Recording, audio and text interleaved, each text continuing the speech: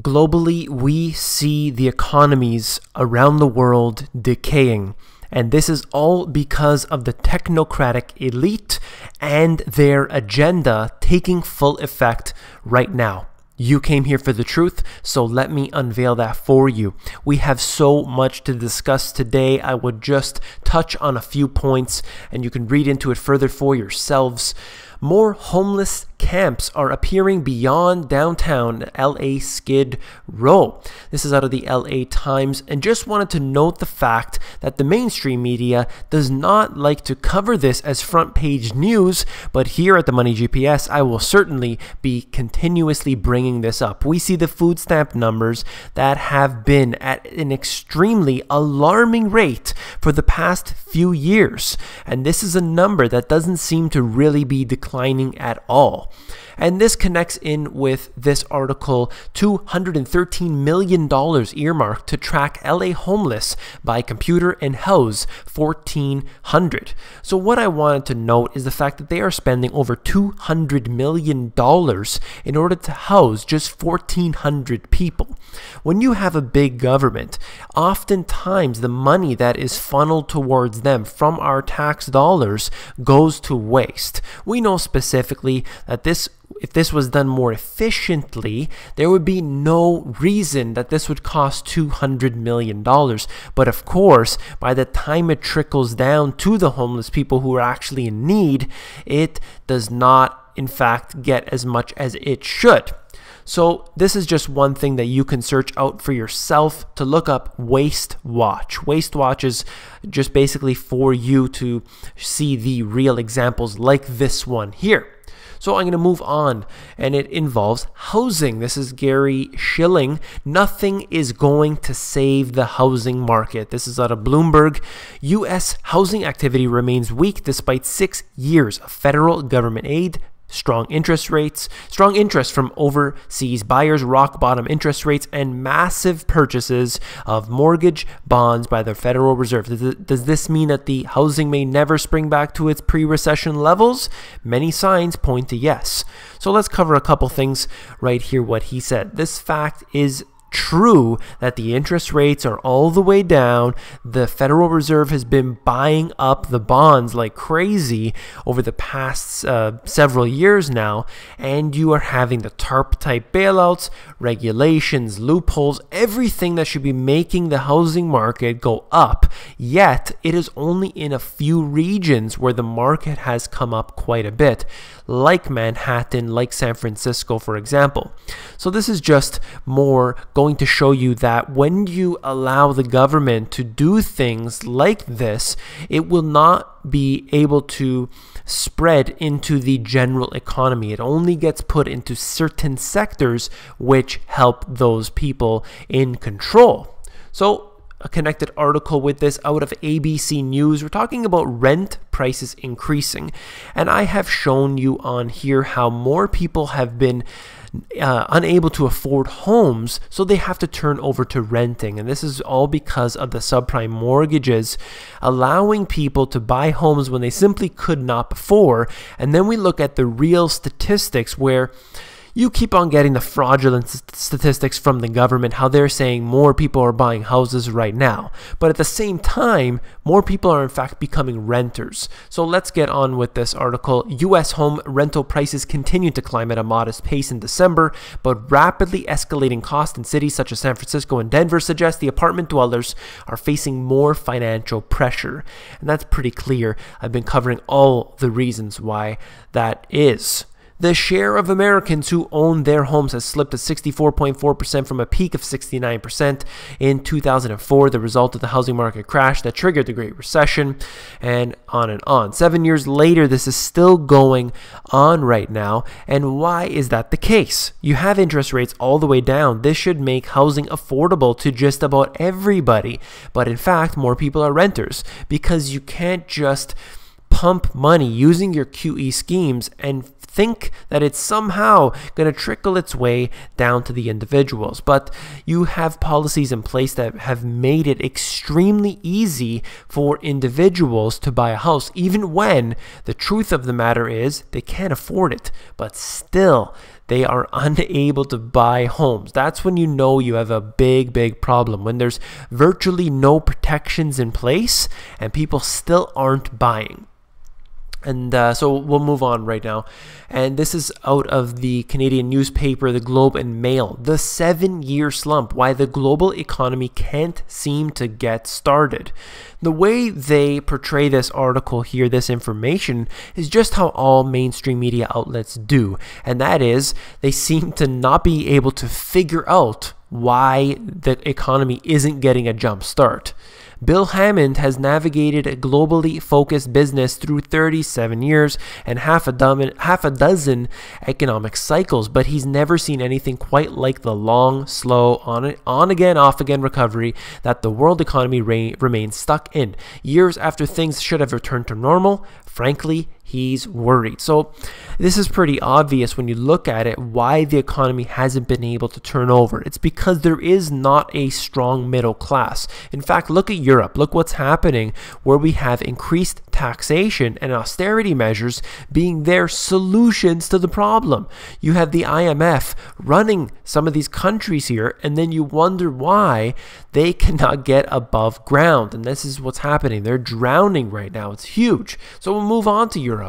Right here out of the Wall Street Journal. A day after the ECB unveiled its bond buying program, the single currency still was in free fall, blowing past the analysts' expectations for how low the euro can go. And this is something that we need to look at. I covered it in a few videos here. I'm not going to cover it too in depth here, but basically what they have done is committed to trillions of dollars of bond buying. They said they wouldn't do this a year ago at Davos, and now today they are doing that very thing. They always do the opposite. I'm glad that many people on here were actually agreeing with me on that, and they saw exactly what happened a year ago, and now here we are printing up that currency.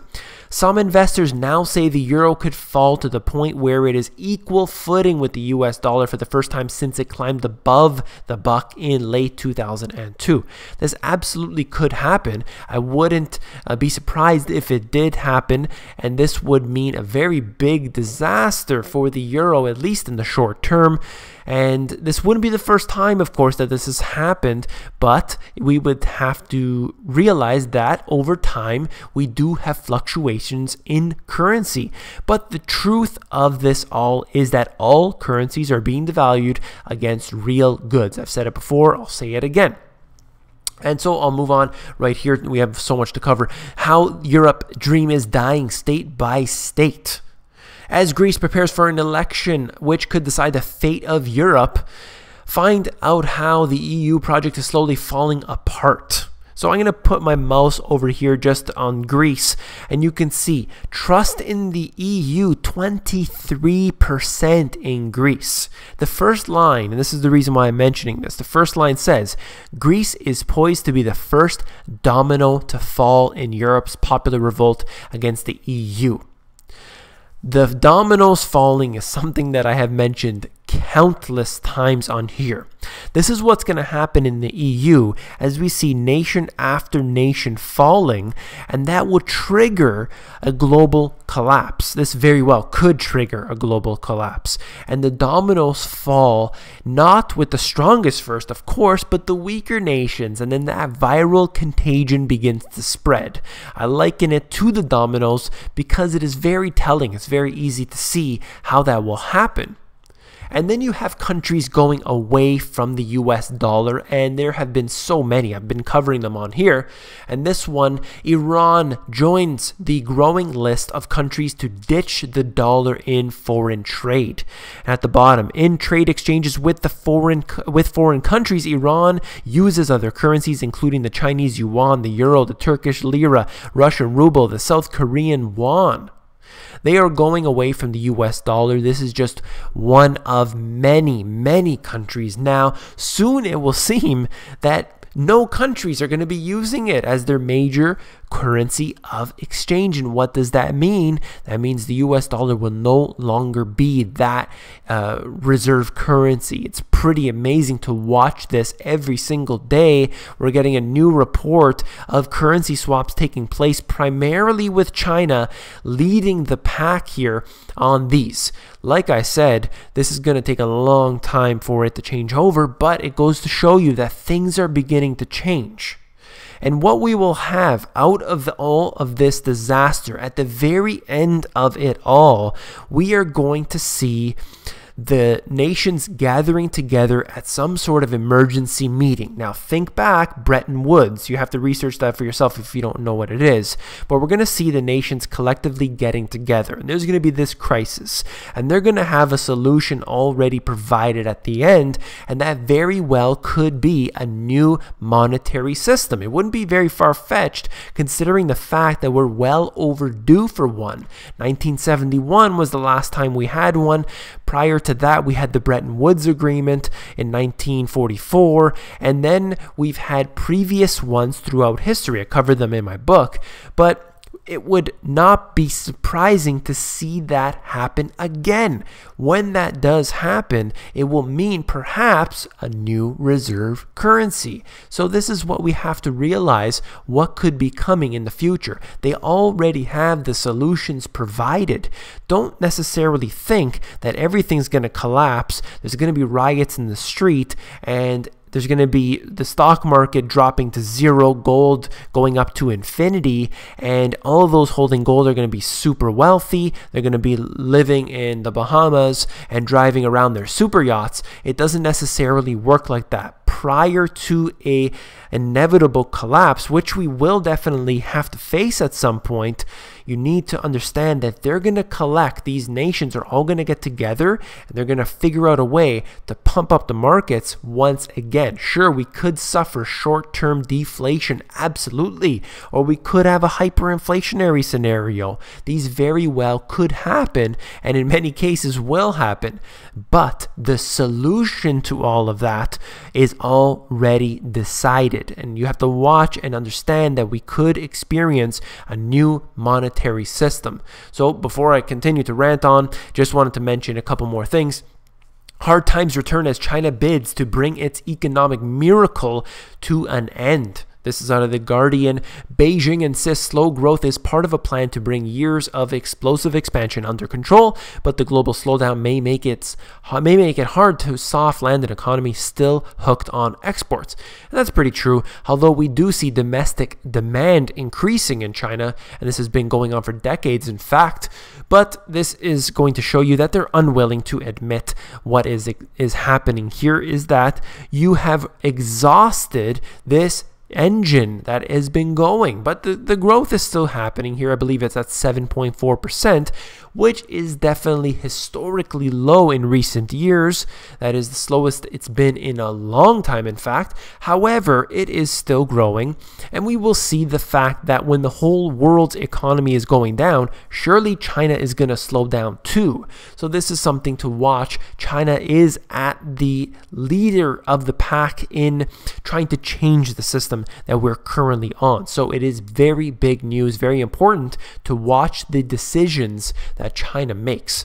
And at the opposite end of the spectrum, you need to look at the CNBC article. How much? $43 hot dogs at Davos. So all of the poverty that I talked about at the beginning, the homelessness, all the government waste, all of the renters that were previously buyers in the US, everything that's happening in Europe with all of this deflation, you simultaneously have certain areas that are in a inflation. And one of those things is the elite. The elite, the super class, the wealthy people of the world are doing the best that they've ever done historically right now. We see a growing disparity, a chasm, a divide, a schism that has formed in between the rich and the poor, and it has become the worst it has ever been in modern times. This is a real economic statistical fact that you need to understand and you need to look into, which is why you have to prepare right now. And by holding on to real assets, by having things like solar panels, storable food, you have your backup generators, you have the basic essentials that you need in life, and that will basically prevent the worst of the worst from happening. Sure, it may never happen, but at least you will be prepared. I talk about this more on the Insiders, and if you're not on there, I suggest getting on there. It's totally free, but I'll get into that in a moment. Just wanted to please ask that you give me a thumbs up if you found this informative. And of course, don't forget to become an insider. It's where I give out all my best intel for free. That is available at themoneygps.com. You scroll down to the bottom, fill in your email address, and you get occasional emails from me with good, short, concise info.